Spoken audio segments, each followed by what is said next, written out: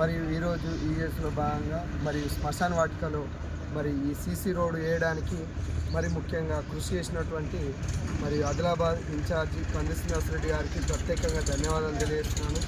మా గ్రామానికి ఇప్పటి వరకు మరి ఈజీఎస్లో భాగంగా దాదాపు 15 లక్షల వరకు ఈ సంవత్సరం ఆర్థిక సంవత్సరంలోనే ఇవ్వడం జరిగింది.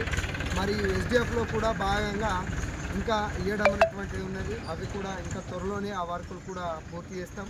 మరియు ఈ యొక్క ఆదిలాబాద్ జిల్లాని ముఖ్యంగా సీఎం రేవంత్ రెడ్డి గారు, అదేవిధంగా మరియు మా మంత్రి మరి సీతక్క గారిని బట్టి మరొకసారి ప్రత్యేకంగా ధన్యవాదాలు తెలుస్తున్నాము.